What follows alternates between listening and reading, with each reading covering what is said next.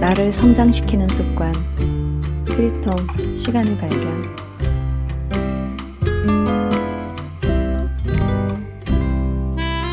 안녕하세요. 지금 이 순간 누군가 듣고 계실 저의 청취자분에게 처음으로 인사 전합니다. 제가 원래는 오래전부터 어떤 콘텐츠를 만들 계획이었는데요. 차일피일 미루다가 올해 1월에 우연한 기회에 목소리 녹음을 하게 되었거든요. 제가 준비가 잘 되지 않으면 어떤 일이든 시작하지 않는 편인데 글쎄 뭐라고 할까요? 그냥 이렇게 시작해도 되겠구나 싶어 편안한 마음으로 첫 페이지를 열게 되었습니다. 목소리 녹음이다 보니 책을 읽고 나누는 것도 좋겠다 싶어 책장에서 몇 권을 골라왔습니다. 오늘은 이 한 권의 책으로 문을 엽니다. 외로워서 그랬어요. 문경보 지음. 이 책은 교사인 저자가 22년간의 경험을 저술한 실화입니다.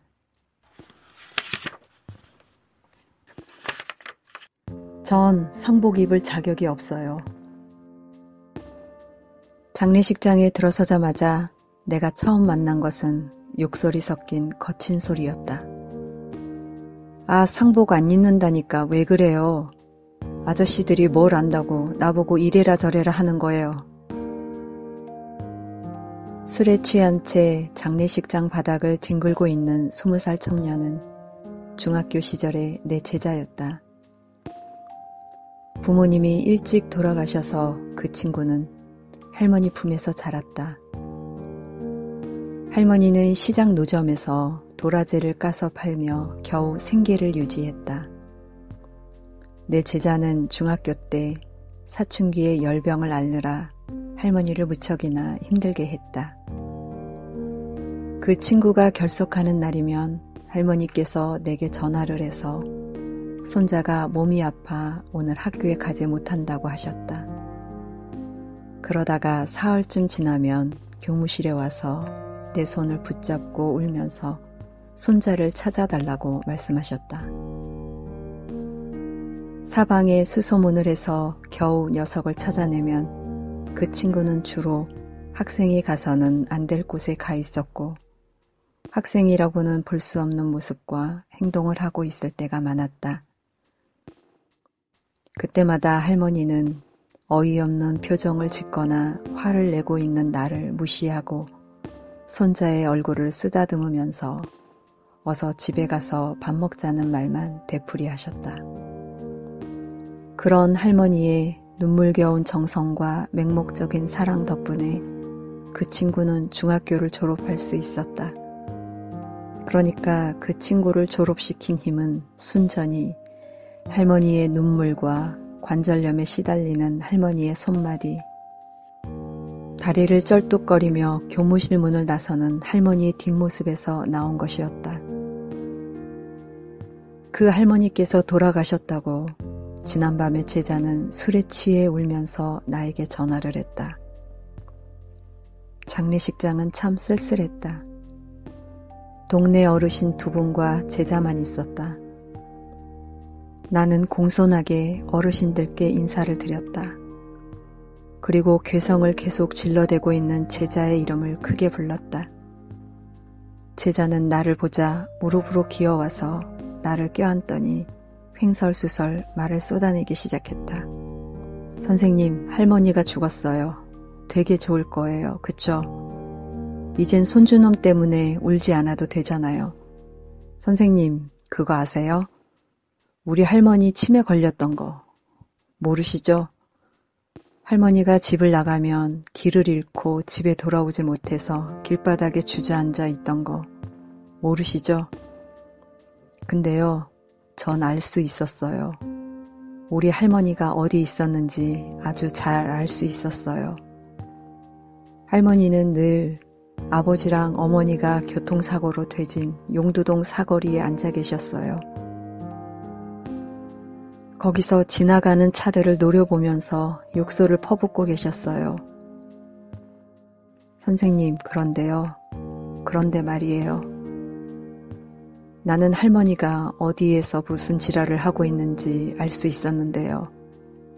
제가 중학교 때 한참 놀 때, 그때 우리 할머니는 제가 어디 있는지 몰랐어요. 그냥 울면서 동네를 뒤지고 다녔어요. 다리 절뚝거리면서 비 맞으면서 제 이름 부르며 울고만 다녔어요. 난 그때 할머니 소리를 듣고도 그냥 숨어 있었던 때가 많았어요. 아, 선생님, 제가 그때 왜 그랬을까요? 선생님, 저 있잖아요. 그때로 돌아가면, 중딩 때로 돌아가면 다시는 안 그럴 텐데. 아, 쓰바. 왜 나이는 거꾸로 처먹을 수가 없는 거죠? 왜 세월은 되돌려 놓을 수 없는 거냐고요? 상복은 왜 안 입는 거냐? 상복이요? 선생님, 근데요. 근데요. 그거 아세요? 제 마음속에 악마가 살고 있다는 거, 그거 아세요?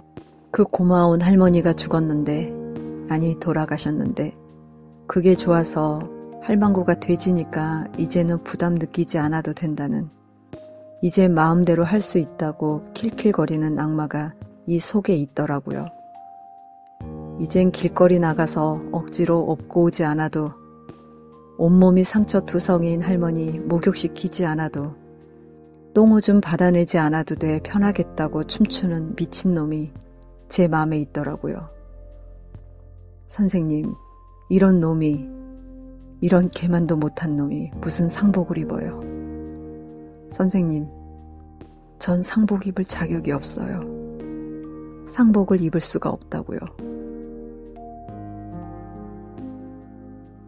상담사는 때론 내담자가 영혼과 대화를 할 수 있도록 중재하는 영매와도 같은 역할을 하기도 한다. 현실 세계에서 만날 수 없는 상대와 만날 수 있도록 하는 중간자의 역할. 나는 그날 철균이와 할머니 사이에서 그 역할을 하고 싶었다. 마치 직접 말을 하는 것처럼 이야기를 통해서 할머니의 마음을 철균이에게 전하고 철균이의 마음을 할머니에게 전하고 싶었다. 철균이와 할머니가 잘 헤어질 수 있도록 도와주고도 싶었다. 때로는 진정한 만남을 위해 건강한 헤어짐이 필요하기 때문이다. 목이 잠겨서 힘겹게 이야기하는 제자의 어깨를 토닥거리면서 나는 술을 한 잔 따르라고 했다. 제자는 그 와중에도 무릎을 꿇고 앉아 두 손으로 나에게 술을 따랐다. 나는 평소에 귀가 아플 때면 술을 드시곤 한다던 할머니를 생각하며 술잔을 두 손으로 곱게 들고 가서 영정 앞에 놓았다. 그리고 영정 속의 할머니를 바라보면서 이야기를 시작했다. 할머니, 이제 보니 저놈 중학교 때 그 철균이가 아니에요. 참 잘 키우셨네요. 제 앞가림은 충분히 하고도 남겠어요. 그러니까 할머니, 이제는 붙잡고 계신 철균이 손 그만 놓아주고 하늘로 가셔도 될 것 같네요. 할머니 늘 그러셨잖아요. 선생님만 믿는다고요. 이번에도 저를 믿어주세요. 제가 저 친구 옆에 있을게요. 아니, 어쩌면 이젠 제가 저 친구에게 많은 도움을 받을 수 있을 것 같네요. 어른이 다 되었는걸요. 그러니까 철균이랑 제가 친구처럼 서로 의지하면서 이승에서 즐겁게 지낼 테니 이젠 그만 가세요. 하늘나라 가셔서 아드님과 며느님 만나셔야 하잖아요. 저 친구 저렇게 잘 키워놓으셨는데 거기서 아드님과 며느님께 넉넉히 대접받으셔야죠. 이승에서 눈물 흘린 것만큼 저승에서는 호강하면서 노셔야죠. 그래야 이 다음에 철균이랑 제가 그곳에 갔을 때 넉넉한 마음으로 저희들 안아주실 수 있지 않겠어요? 그러니까 할머니, 이젠 저 친구 잡으신 그 손 그만 놓으세요. 내 이야기를 묵묵히 듣고 있던 제자는 주섬주섬 상복을 챙겨 입기 시작했다. 나는 할머니의 영정 앞에 국화를 한 송이 올려놓고 두 손 모아 꽤 긴 시간 침묵의 기도를 하였다. 그리고 상주와 맞절을 하였다. 맞절을 하고 일어서면서 우리는 서로를 부둥켜 안고 울었다. 그것은 참 시원한 눈물이었다.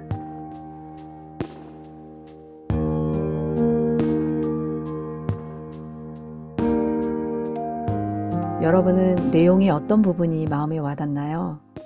전 상복을 입을 수 없는 이유에 대한 자책의 이 부분입니다.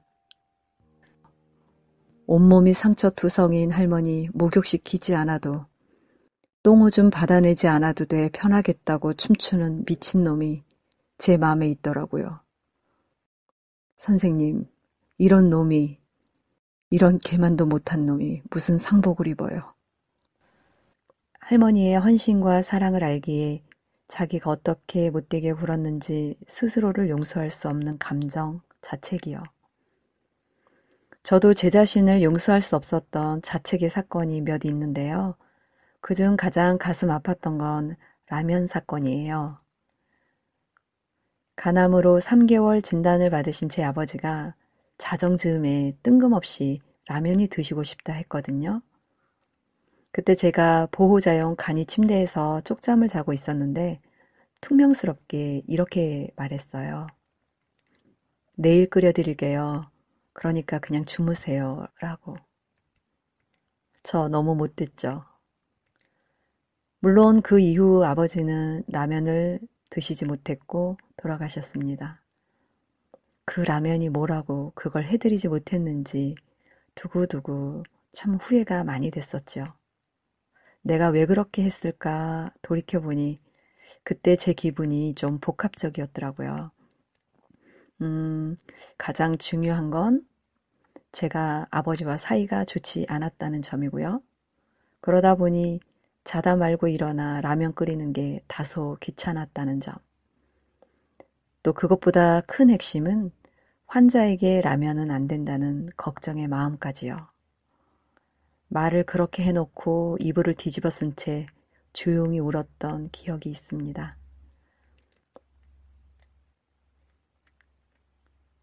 여러분에겐 여러분을 후회하게 만드는 어떤 일이 있으신가요? 만약 없다면 정말 축하드립니다. 하지만 만약 있으시다면요. 그 사건을 더 이상 외면하지 않고 직시해야 돼요. 그리고 곰곰이 생각해서 무엇을 잘못했는지, 잘못한 게 있다면 인정하고 그 대상에게 용서를 구해야죠. 용서를 구하고 싶어도 저처럼 그 대상이 같은 하늘 아래 없다면 가슴에 쌓이는 건 절망뿐이더라고요. 하지만 참 다행인 건요. 이 글이 희망으로 끝났다는 겁니다. 저 역시 속죄하는 마음으로 열심히 겸허히 살아 오늘 희망의 삶에 이르렀으니까. 이 책은 2011년도 7월에 초판 발행, 지금은 2021년, 그 사이 10년이란 시간이 지났네요. 그 당시에 주인공은 20살, 출판되기 전에 저자가 글을 썼을 테고 저자의 경험은 또 그보다 전일 테니 최소한으로 잡아도 우리 주인공은 지금 30대 어디쯤을 살고 있지 않을까 싶습니다. 철균님 잘 지내시죠? 물론 철균이란 이름이 실명인지 가명인지 독자인 우리들은 알 수가 없지만 그가 이 이야기의 주인공이라는 건 사실이니까요. 부족한 중에도 우리를 살게 했고 살게 하는 힘. 그때는 잘 몰랐던 할머니와 선생님 같은 분들의 무한 사랑, 믿음. 수십 년 전의 이 이야기는 2021년도를 사는 지금 우리에게도 우리 주위에서도 여전히 찾아볼 수 있는 삶의 모습인 것 같습니다. 그래서 우린 아직 괜찮아요. 삶은 완결이 아닌 언제나 현재 진행형이니까. 늘 새로운 내일이 있으니까. 생각이 바뀐다. 좋은 내가 된다. 필통 시간의 발견이었습니다.